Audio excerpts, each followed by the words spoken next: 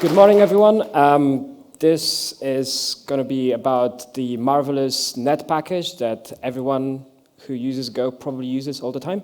But let me first introduce myself. I'm Michal. I'm a principal engineer at Improbable. I'm not going to talk to you about what we do. Just go to the website. You're going to figure it out. I used to be a Google Cloud Platform SRE. I really like Go. And that's what we use to build the cloud side of the Improbable platform as a service. But that's all about me. Let's go and see what we're going to talk about today. We're going to be kind of like dipping our toes into what the net package actually has and present some forms of special use or abuse of what you can do with it. We're going to go through the net package itself, then we're going to talk about net HTTP package, and then we're going to delve a little bit into HTTP2 and Go. So first let's talk about the net package. So they say that the internet is just a series of pipes, and the net package is basically the thing that provides the pipes. So it has a bunch of types. The most important type you probably are familiar with is the netcon type, which has the typical read, the write, and the close of the connection. Now, the really interesting thing about this type is that it's an interface, and you can do a lot of interesting things with interfaces. Now, the net package is, because of its structure and basically the fact that it's included in standard Go distribution, is basically what all libraries use. Every library actually conforms and uses those interfaces, which is really useful. The other thing is the dial context method. This is the universal across most Go code bases way of establishing an outgoing connection from your binary. Like it's the way of establishing, for example, a TCP connection to a remote host. And this signature is basically used throughout because A, it comes with the standard net package. So even though it's not called out explicitly, everyone actually conforms to the same interface, which is really useful. Now, again, if you look at what it returns you the con interface, which is quite good for the use case we're going to talk about slightly later down the road. Now, obviously, that was the client side. There is a companion server-side interface that basically deals with accepting connections, like TCP connections. And again, it returns you the really nice con interface. So I hope you all see the pattern now. If something is a common way of accessing things like the dial context function, or something is an interface, in Go, you can wrap it. And that's precisely what this talk is about. How do you hijack those interfaces throughout the whole stack of Go and do really interesting things to them? So the first case of the abuse of such interfaces is the HTTP connect tunnel. Now, probably you're familiar with like enterprise proxies that sit on the edge of your company's network, and they do weird stuff. But if you actually want to talk to your bank and you want to use HTTPS, they can't really man in the middle that, right? Because SSL basically gives you the guarantee that who you're talking to is the guy at the other side, your bank. So there needs to be a way for the proxy at the edge of your network to actually allow you to connect to the bank directly. And that's what the HTTP connect verb is for. So we've talked about RESTful interfaces before. HTTP 1.1 has a bunch of other interesting verbs. One of them is connect, which basically tells the proxy in the middle, hey, I would like you to please connect to that host, and from that point on, just give me back the connection. And normal browsers will then negotiate a TLS or SSL connection directly to that host through side connect method. But nowhere in the spec does it say that it needs to be HTTPS. You can use it for anything that uses a TCP connection. Well, you can use it for ISE, or you can use it for SSH, which is precisely what this example does. So we wrote a little package that allows you to establish a netcon of a such HTTP proxy by indicating what the HTTP proxy is, and then through that proxy dial whatever host there is. Now, the other really nice package of the Go standard is the SSH package. If you guys ever tried it, it's really cool. It actually comes like batteries included, the thing that Python was supposed to do. This is really cool. Like if you try out the SSH package, it's great. But that's beside the point. Now, the other case of using such interfaces is for contracting. Who here ever experienced having the binary leak file descriptors or connections? Yeah. How many of you then had to SSH into the box and netstat what the hell was going on? Yeah, so that's not really great, right? Like you probably would like your binary to tell you what the hell is going on, where are all those connections coming from or going to. So this is precisely what the contract package that we wrote does. It basically sits between the listener interface or the dialer interface and allows you to track what connections come in or go out of your Go binary. What's more, you can even bucket them by some destination. So for example, you can say like, oh, I would like to have an HTTP client that always connects to Google. Great, cool. I just want to track all the connections that go to this external dependency that I have. This is a case of the listening. So you can actually say, okay, I'm going to be listening on port 8080, and then I'm going to wrap this typical TCP connection, TCP listener, in the tracking listener and make sure that I have all of the information necessary to see, for example, how many connections are leaked from clients. Now, how many of you have seen a page like this on your Go server? All right, so this is, again, comes with standard Go. Like this is the XNet trace package, which if you add it, it gives you really nice kind of debug endpoints on your HTTP server. So you can implement whatever you want in them. And in this case, I implemented the connection tracking. So if you go to a binary, it will list you all the outgoing and incoming connections to your binary. It's pretty useful, and it basically completely eliminates the need for netstat, at least if you're running Go. The other thing that you do, as again, I'm probably very heavy on basically knowing what the hell is going on in our stack. So you can have Prometheus graphs for the number of connections each of your binaries has to your backends. Now, this is not request. This is basically just the number of connections you may maintain, which is really useful if you have bugs in your service discovery or anything like that. You will see this go to 0, and you're like, oh, okay, like, yeah, that's probably the problem. Right. So that was the net package, the kind of pipes of the internet. But most of you probably use this package instead, the net HTTP package.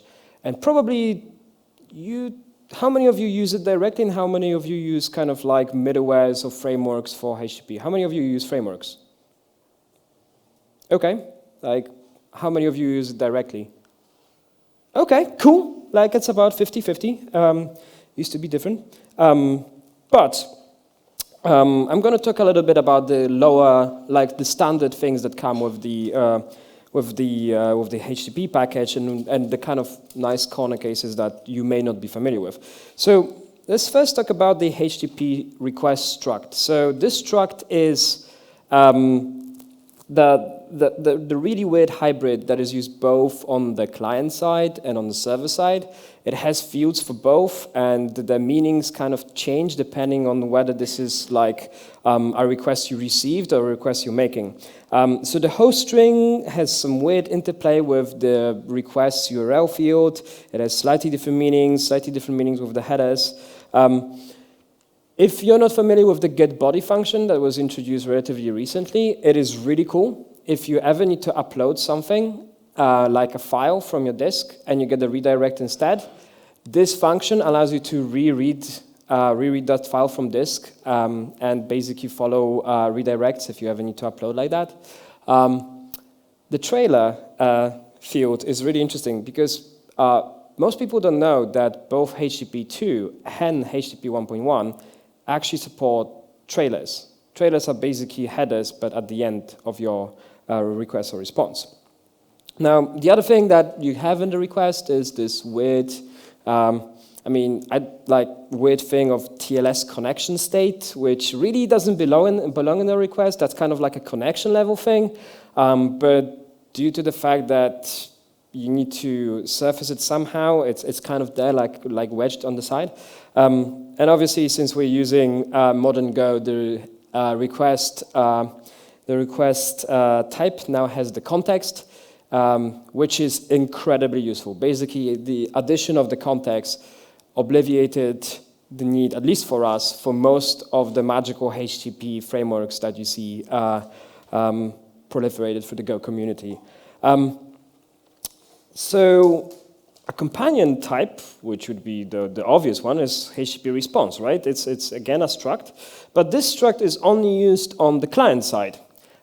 Weirdly, like it's not used on both sides. It's only used on the client side, and it has really like just three real fields that you will be using most of the time. One is like the body, which if the really quirky bug of if you forget to read the full body and you basically close your request, that connection will not get reused if you ever use HTTP1 keep alive.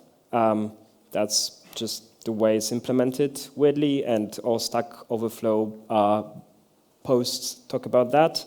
Content length, weirdly enough, you may actually have 0 here, even though you received a bunch of stuff.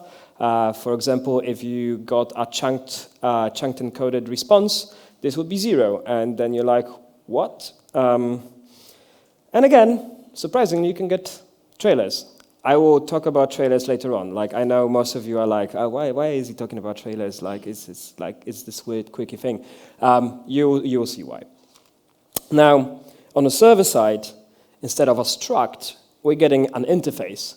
And this interface really is very simple, right? Like, it just, like, a header, which allows you to access the things that you want to send back in the header, write some bytes to the response, and write the header with a code. That's it. That's the interface. Now, the really interesting thing about this particular response writer is the fact that there is at least 4, if not 5, implementations of this interface in the Go standard package. There's so many, and they all behave in a slightly different way, and they all offer additional functionality. That's why as Go kind of like matured, you can see that there is now a bunch of other companion interfaces added, like a hijacker, that if you have a HTTP 1.1 request, you can get access to the TCP stream and, for example, implement WebSockets. Or a pusher, if you happen to have an HTTP 2 request, it allows you to push content. Or a flusher, if you happen to have a TCP connection that supports flashing underneath, it will allow you to flash the content. It's just basically the layering approach of Go that allows us to have multiple different functions in different scenarios. Now, why did I talk about all of that? Like, half of you said that you're using the HTTP package directly. Half of you said that you're using frameworks. This bit is going to be about how to use the standard Go package like it was a framework. So the standard interface for handling HTTP functions in Go is the handler func.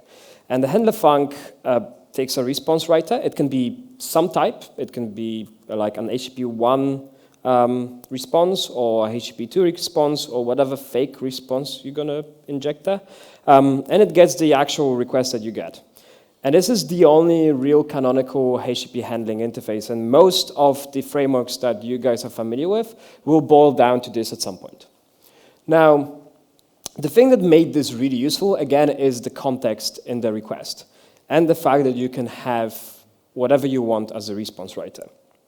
Now, This approach is not new. There is a framework. I mean, it's really hard to call it a framework. It's a very minimalistic Go package called He or Chi. I'm going to call it Chi. That basically implements the concept of middlewares. Middlewares is basically a bunch of functionality that is very common to most endpoints that your binary has, like things such as logging, auth, debugging, tracing, that you want to basically have in each one of your handlers, but you don't want to explicitly call it every time because that will make your code look like just a mountain of the same thing over and over and over again. So we took the Chi approach, which is really nice. Like if you look at it from the perspective of what the code does, a middleware in Chi is something that accepts a handler and returns a handler. So basically what it does is it implements the handler interface, accepting a handler, and then expects you to do some code before you invoke the handler that you were passed, and some code after. It's just like that, like basically the beauty of the Go composition. Now,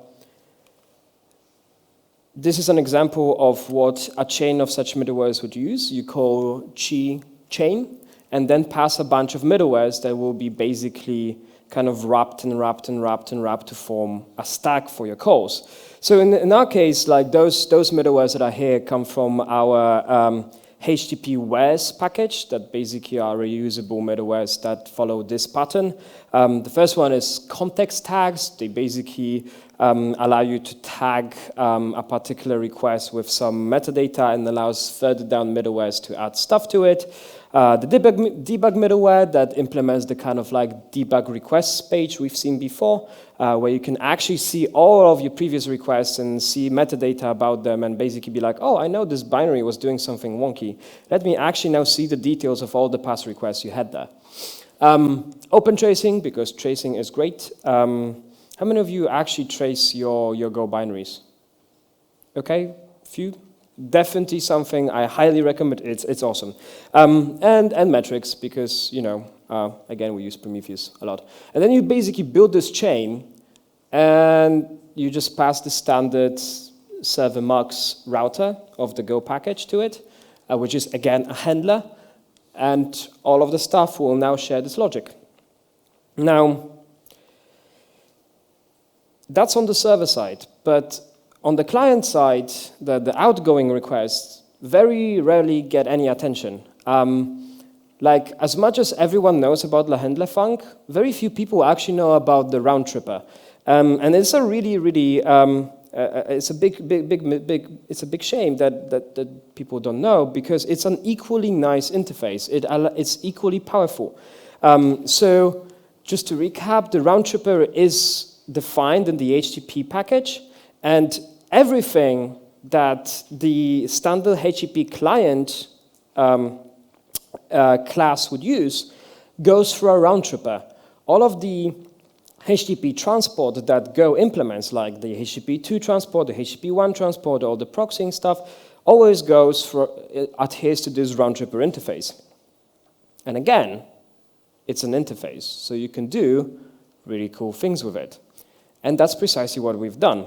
So we took a cue from the Chi approach to the inbound handlers, and we came up with what we call tripperwares, for the lack of a better word. So again, it takes a round tripper and returns you a round tripper, wrapping it in exactly the same fashion. So it allows you to add logging, monitoring, tracing, and retry logic and debug pages to all of your outgoing requests. Now, monitoring and tracing your inbound requests is great. It's really useful. But if you're calling an external thing, you don't really have access to that monitoring. So you don't really know what's going on. So this is kind of what our typical Go HTTP server looks like. You have the HTTP handler here. You have an HTTP round tripper, like an HTTP protocol client over here. The client interface, some routing in the middle, some middlewares that happen to be executed on the request coming in. Then the actual endpoint logic gets executed with the user code. It may decide to make an external, like a request to an external service, like, I don't know, Steam, for example, that you really would like to know how reliable it is and know how well it's doing. It will add trace information, it will add monitoring information, it will add logging information. Or you may want to call your internal service, and then you're probably wondering, like, why would you want to go through this stack if you're calling your internal service that is, again, instrumented in exactly the same way? Well, I'll get to that in a second. But the most important thing between those two cases is the fact that they all share the context. Now, as I said, the biggest milestone in the HTTP package was the introduction of the context, which means that everything that comes in and everything that goes out can share the same context. If a client decides to cancel this request or this connection gets terminated, what's the point of continuing with this logic? There is really no reason, right? Like, you're not going to do anything useful for your user. If you share the context, this request will immediately fail, and no request will be made. So that will save a bunch of resources. The other really useful thing is that if you're really big on tracing, and again, I highly recommend tracing, it's great, you can share the trace information. So you can actually correlate the downstream requests with the incoming requests and build like a request tree. Now, what does that look like? It looks something like this. So this is the actual request inbound to the server. This is the client's view of what the kind of span of the request is. And this is the other server's view of what it was handling. Now, crucially, you can see that we've been waiting here for about 1 millisecond to even get the request to the other side, which is okay. But sometimes this is way longer. Sometimes, like, your DNS server has a hiccup and does a completely different thing, goes has a coffee instead, and this takes a while. Without tracing, you would never be able to spot this problem. Now, that's cool. The other thing that you can use middlewares for is structured logging. How many of you do structured logging? Okay. How many of you use repeatable middlewares for that? Okay. Significantly fewer. You can basically have the same structure for all of your logs if you take the middleware approach to doing things. So in our case, we log all inbound requests, and we log the failed outgoing requests so we can see which of the actual dependencies caused a problem.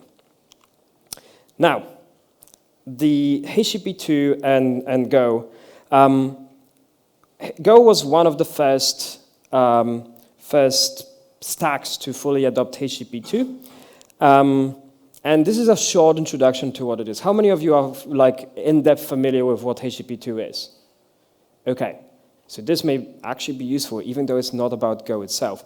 So HTTP2 is basically HTTP1. It has exactly the same semantics, the same things that you're used to: get, post, put, delete, all the magical stuff.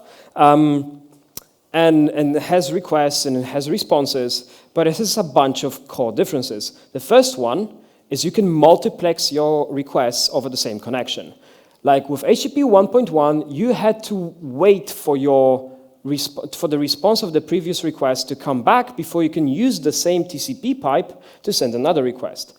With HTTP 2, you can send multiple requests at the same time and get responses multiplexed for the same connection. That means that there is no head-of-line blocking. I mean, there is still some because it's TCP, but there's no head-of-line blocking on request handling. And it's bidirectional by nature. So unlike HTTP 1.1, which had a request-response semantic, or maybe if you use chunk responses, request multiple parts of response, this allows you to send multiple requests in the same, multiple request payloads in the same request, and receive multiple response payloads in the same response. It's really useful. And also, it reduces your latency if you implement web pages. So now this is very detailed. Like I'm sorry, it's boring as hell, but this will tell you why Go's implementation is quirky in a really interesting way.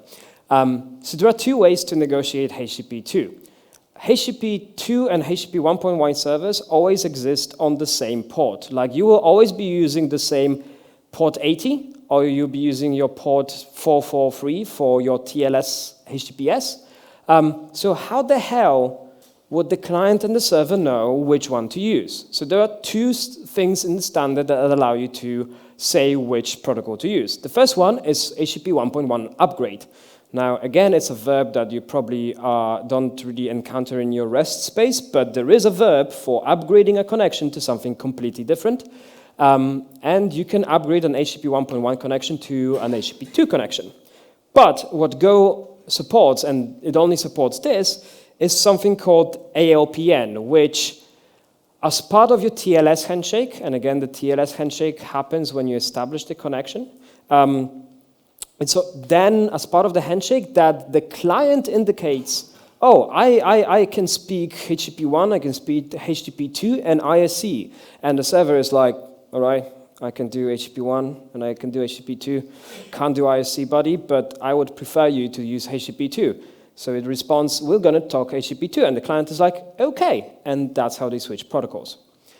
Now, the reason why I'm talking about this is because it explains the next diagrams.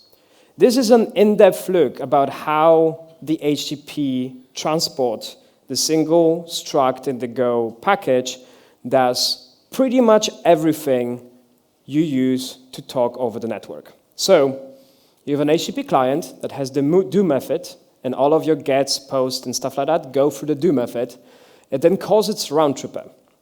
Now, the default round tripper, the HTTP transport round tripper, then takes a look at your URL and sees, oh, it's HTTP. But it doesn't have to be HTTP. It could be IRC, or it can be SSH, or anything else. And there is a facility in the standard HTTP package to go and talk IRC or SSH. Like, you can basically change your protocol right here in the alt proto. But we'll skip that. So the second thing you do is you look at the URL and see, OK, what host am I dialing? What thing am I talking to? Am I talking to 1.2.3.4 IP address, or am I talking to www.google.com? It basically takes that host and port combo and goes to the connection stack. And the connection stack has two choices. Either you had a connection already in your connection pool, or you need to dial it. If it wasn't a connection pool, it will use the host and port combo to retrieve one. But it's the dialing bit that we're really interested in, because it is not simple. It either uses your dial func directly, if you're just calling a normal HTTP backend. It may use TLS dial, that then later on will use your dial func to actually establish the TCP connection, if it's an HTTPS call. But if you have a weird environmental variable, like, I don't know, HTTP proxy or HTTPS proxy, or you decide to explicitly say that you now have a proxy in your company, it will go through this magical box of doom. If you ever want to see the most complicated code, networking code you may have a chance of understanding, this is it. Like, this is really, really like, oh, so nice. You get a connection back. You get your TCP connection. Your dial func is there, and you return, and you got your connection. You got your pipe. So what do you do next? Oh, you invoke the HTTP 1 round tripper. But the HTTP protocol is not simple. It really tells you to do really weird things. It can make, for example, redirect. Now, this is HTTP 1. Go automatically negotiates HTTP 2. So this is how it actually looks like. If it's HTTP 2, the thing that does the TLS negotiation then overrides the connection's alternative round tripper, then it goes to a different round tripper which does its own connection management. And this whole thing that I told you was really complicated now becomes a completely new level. And you like this. So let's talk about abuse. The first one is really, really short. It's how you can hijack the fact that the way you pick a connection is through the request URL. Now, this is a bit of code that implements a round-robin load balancer as a tripleware. So basically, it checks what kind of backends we have, and then picks one in, for example, round-robin fashion or random or whatever. And then, we just override the URL host, and that request will now go to that server. That's it. That's literally how you can implement an HTTP round-robin load balancer in your Go binary by the power of composition of the Go interfaces. The other piece of abuse is going to be about gRPC. Now, in yesterday's talk, we talked about GraphQL and gRPC Web, and we kind of are like, we're very much into the whole gRPC land because everything we do is gRPC-based, including our web stack. So we kind of co-authored the gRPC Web spec with Google. But let's do a short introduction of what gRPC does. You can implement a service that has a method that takes a request and returns your response. That's all. That's literally what it does. It will code generate stuff on the server and the client side. It will implement all of that over HTTP 2. Now, as I told you, we are very big on middlewares. So we have exactly the same stack I showed you about, like I showed you in the HTTP stack for a gRPC stack. And again, you get a request in, your code that implements the interface does something. It calls an external service using the client stub. It returns, it does all the tracing, all the monitoring. The context gets propagated. The tracing happens. This stack that we wrote for the official gRPC contributors package is completely compatible with the HTTP Web stack that I showed you before. Like basically, you can mix and match your HTTP servers and your gRPC clients and vice versa, and it will all interop pretty nicely. Now, the thing I told you about gRPC, and this is going to be fairly technical, is that gRPC is basically HTTP 2. You can call your my company greeter, say hello. That's your path. You say I'm application gRPC plus proto, and then I have parts of the stream that's my data payloads. And in the response, I will get a 200 and basically a bunch of data, and then maybe multiple pieces of data. Now, the crucial difference between this and a typical REST call is the fact that the status, the thing that tells you whether it was all bueno or it ended up in disaster, is at the very end. Now, the reason for that is because gRPC supports streaming. And if you support streaming, it may so happen that you got a request and you have served five responses to your client, you're reading stuff from a database, you have read 5 things successfully, you've returned it to the client, and then on the 6th one, you get an error. And what do? If you already told at the very beginning to your client, yeah, everything is bueno, like, what do? Do you just close, or do you say, like, no? So gRPC actually implements the status indication of what happened to your request in the trailers. And that's how we get back to the whole trailer thing. The status is basically in another header that is attached to the end of your response. So what's the problem with gRPC Web?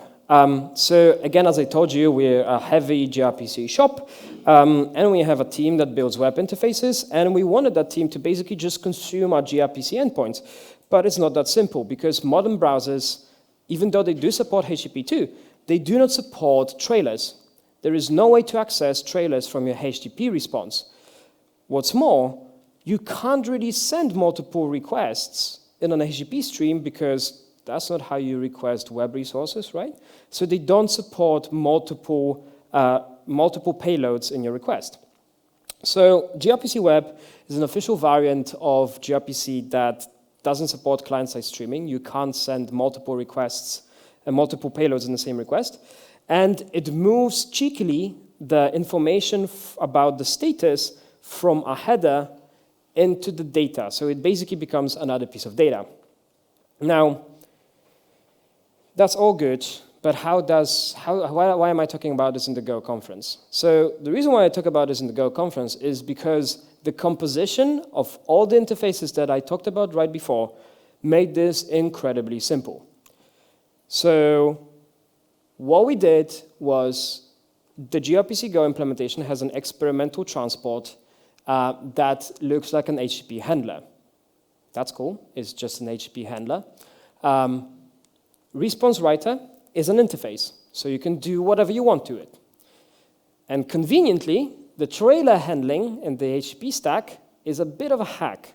So if you put all those three things together, you can write a piece of middleware that will pretend to serve normal gRPC to the gRPC library while serving gRPC Web. So what it does is actually, first we handle our thing, and because we have other services implemented on the same server, we first want to check whether it's a gRPC request. If it's a gRPC request, we do the thing of first try to make the request look like a gRPC request, not a gRPC web request. So we basically rewrite the application type, we do some nasty things to the request, and then we wrap the response. So we take the thing we got from the HTTP server that would directly write it to the client, and we do naughty things to it by making it hijack the trailers. Instead of writing them to the client, we just memorize them. We then tell gRPC to actually handle the response, write everything it wants to the response writer that we just gave it, and then write the thing that we captured from the trailers into the actual stream of the request and return. And actually, this works. And this is the most popular implementation of gRPC Web. And we use it in production. I know it sounds crazy, but it works. So, to recap, Go's composition structure is really awesome. It allows you to do things that none of the people that wrote the thing originally intended it to do. It literally unlocks so many things, and I think that's one of the biggest powers of Go. It basically allows you to do things that people who wrote the thing didn't intend it to do. The Go standard net library is awesome. Basically, just the Go standard library in general is really awesome. Like the fact that there is SSH clients in it is great. But obviously, if you want to do abuse like this, like I just showed you with gRPC Web, you really need to think twice. Make sure that you write all the tests, you check how well it works, and make sure that you write a lot of comments. So yeah. Just to recap, these are all the GitHub repos with all the stuff that I just talked about. None of this is like hacky code. This is all basically well-tested packages that we actually use most of the time. There is the HTTP dialer I talked about. There is the Go contracting. There is the Chi middlewares. There's the Go HTTP WES package that implements both middlewares and triplewares. There's the gRPC middleware package that we maintained for the gRPC ecosystem, and there's the gRPC Web implementation for TypeScript and Go. Cool. Just one shameless plug. Improbable will be hosting more of the London Gophers meetups. If you like them, please attend. The next one will be once we actually move to an office that has some sunlight. And if you would like to work with us, please apply. We do have a lot of Go positions. We do a lot of really interesting stuff with it, as you've probably seen. So that's all. Thank you.